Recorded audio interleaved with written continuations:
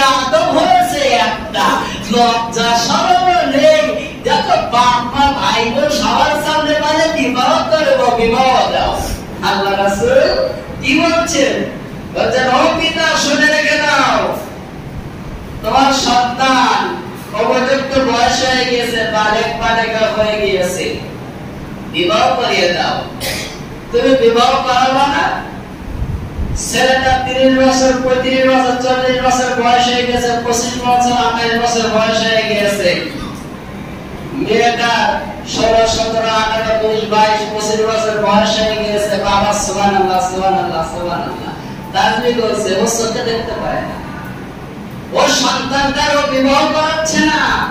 আল্লাহ রাসূল বলছেন শুনে রেখে দাও, এই সন্তান তবে জীবনে তাড়নায় পড়ে যদি কোন রকম অপকর্ম করে, কোন রকম খারাপ কাজ করে, কোন রকম গুনাহ করে, সমস্ত গুনার দায় তার পিতাকে বহন করা লাগবে। কেন? অন্যায় করবে আমার সন্তান, আমি পিতা, আমি দায় বহন করবো কেন? আরে তার কারণ হচ্ছে এই, আপনি যদি উপযুক্ত বয়সে তাকে বিবাহ করিয়ে দিতেন তাহলে তো সে আর গুনার দিকে ধাবিত হতো না, গুনার দিকে ঝুঁকতো না। যখনই আপনি তাকে বিবাহ না করাচ্ছেন তখন সে জীবনে তাড়নায় পড়ে, শয়তানের ধোঁকায় পড়ে সে গুনাহ করতে বাধ্য হচ্ছে। এই গুনাহটা আপনি পিতা, আপনি তাকে করাতেছেন। কারণ তার ঘরে যদি স্ত্রী থাকতো, তার ঘরে যদি স্বামী থাকতো, অত স্বামী তো স্ত্রীর পরনারী পরপুরুষের কাছে যেত না গুনাহ করতে, ব্যভিচার করতে। কিন্তু দুঃখজনক হলেও সত্য, আজ সমাজে বিবাহকে কঠিন করে দেওয়া হয়েছে আর জিনাকে সহজ করে দেওয়া হয়েছে। অথচ তাকান সেই 1450 বছর আগে জিনা করার মতো লোক খুঁজে পাওয়া যেত না। কারণটা কি? কারণটা হচ্ছে সেই সমাজে বিবাহকে সহজ করা হয়েছিল আর জিনাকে কঠিন করা হয়েছিল। আল্লাহ রাসূল বলেন যে সমাজে বিবাহ যত সহজ সেই সমাজে জিনা তত কঠিন হয়ে যাবে, আর যেই সমাজে বিবাহ করা যত কঠিন হয়ে যাবে সেই সমাজে জিনা তত সহজ হয়ে যাবে।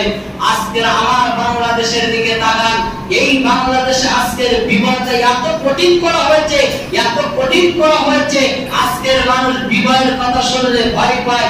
অথচ আজকের জিনাটাকে সহজ করে দেওয়া হয়েছে, ইচ্ছা করলে মানুষ আজকের জিনা করতে পারতেছে। আজকে 50 টাকা 100 টাকা 200 টাকা 500 টাকার বিনিময়ে আজকের জিনা হয়ে যাচ্ছে, যেখানে সেখানে জিনা হচ্ছে। আজকের একটা ছেলে একটা মেয়ে জিনা করতে গিয়ে, অপকর্ম করতে গিয়ে ধরা পড়েছে, এদের কোনো আজকের বিচার হয় না, এদের আজকের জেল হয় না, এদের আজকের জুলুম হয় না এদের উপরে। অথচ একটা ছেলে একটা মেয়ে, ছেলে 22 বছরের আগে, মেয়ে 18 বছরের আগে যদি বিবাহ হয়, একে ধরো, একে জেল দাও, একে ফাঁসি দাও, এর নামে কত রকম বিচার সালিশ করো। আজকের এই বিবাহটাকে কঠিন করার কারণে আজকের জিনা সহজ হয়ে গিয়েছে। কেন? আজকের বৈধভাবে বিবাহ হবে, এর জন্য আজকের তাকে কেন ধরে নিয়ে যেতে হবে, কেন আজকের পরিচালন করতে হবে, কেন আজকের 3 মাস 6 মাস জেল দিতে হবে, কেন আজকের জরিমানা দিতে হবে বিবাহ করার কারণে? এক হচ্ছে রাষ্ট্রীয় পর্যায়ের জন্য দায়ী, রাষ্ট্রীয় পর্যায় থেকে আজকের বিবাহকে কঠিন করে দেওয়া হয়েছে, জিনাকে সহজ করে দেওয়া হয়েছে। দ্বিতীয় নম্বর হচ্ছে পিতামাতা দায়ী। ছেলে বিবাহের উপযুক্ত বয়স হয়ে যায়, মেয়ে বিবাহের উপযুক্ত বয়স হয়ে যায়, আজকের পিতারা দেখতে পায় না, আজকের মাতারা দেখতে পায় না। যখনই একটা ছেলে বিবাহ করতে চায় তখনই মনে আসমান ভেঙে পড়েছে ওই পিতার মাথার উপরে। ও শুনেও শুনতে পায় না, দেখেও দেখতে পায় না। বলে তুই এখনো বেকার, বিবাহ করে কি খেতে দিবি, তুই এখনো ছোট, তুই এখনো লেখাপড়া করিস, এই তোকে বিবাহ দিলে পাড়ার মানুষ বলবে কি? পাড়ার মানুষ কি বলবে সেটা তো আপনার বিষয় নয়। আর ছেলেটা বিবাহ করার পরে কি খেতে দিবে সেটা তো আপনার বিষয় নয়। আরে আপনাকে খেতে দেয় কে? আপনাকে যে আল্লাহ খেতে দেয়, ও বিবাহ করার পরে ওকে সেই আল্লাহ খেতে দিবে। আল্লাহ রাব্বুল আলামিন সূরা নূরের মধ্যে বলছেন, তোমরা দরিদ্রতার ভয়ে, রিজিকের ভয়ে, অভাবের ভয়ে বিবাহ করছো না। আরে তুমি বিবাহ করো, তোমার রিজিকের ব্যবস্থা আমি করে দিব, তুমি বেকার বেকারত্ব আমি বুঝে বুঝিয়ে দিব, তোমার চাকরি নাই আমি চাকরির ব্যবস্থা করে দিব, অল্প আয় রোজগার তোমার বেশি আয় রোজগারের ব্যবস্থা আমি আল্লাহ করে দিব। আপনি বিবাহ দিবেন না কেন? আপনি কে? আপনাকেও সে আল্লাহ খাওয়ায়, আপনি তো না খেয়ে নয়। আপনি যখন বিবাহ করেছিলেন মাসে তো 50,000 30,000 টাকা আপনি ইনকাম করতেন না। আপনিও দেখা যাচ্ছে ওই সময় বাপের হোটেলে খেতেন, ওই সময় আপনারও কম ইনকাম ছিল, আয় রোজগার ছিল।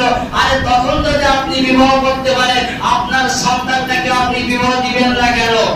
যে সন্তান আজকে আপনি তাকে বলে বলে বলে বলে কাজে পাঠাতে পারতেছেন না, এমনও দেখা যায় সেই সন্তান বিবাহের পরে তার পিতামাতাকে বলা লাগে না যে তুই কাজে যা, নিজে থেকে কাজ ঠিক করে সে কাজ করতে যায়। কারণ সে জানে আমার একটা সংসার হয়েছে, একটা নারীর সমস্ত ভরণ পোষণের দায়ী দায়িত্ব আমার উপর, এখন তার সমস্ত দেখাশোনার দায়ী দায়িত্ব আমার উপর।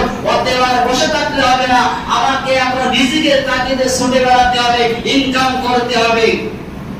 আর সমাজের কিছু মানুষ আছে, যদি বিশেষ করে সবচেয়ে কঠিন হচ্ছে ছেলেদের বেলায়, যদি কোন ছেলে বিবাহ করতে চায়, কিছু কিছু মুরব্বী ওদের কিবড়ি জন্য পাক দেয়, ওদের তো কোন কাজ করে খেতে হয় না। ছেলেটা তার পরকালকে বাঁচানোর জন্য বিবাহ করতেছে, জাহান্নামের আগুন থেকে বাঁচার জন্য বিবাহ করতে চাচ্ছে, পরকালে জান্নাত পাওয়ার জন্য বিবাহ করতে চাচ্ছে, গুনাহ থেকে বাঁচার জন্য বিবাহ করতে চাচ্ছে।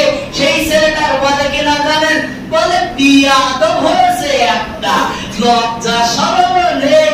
দেখো বাপ মা ভাই বোন সবার সামনে বলে বিবাহ করবো, বিবাহ দাও।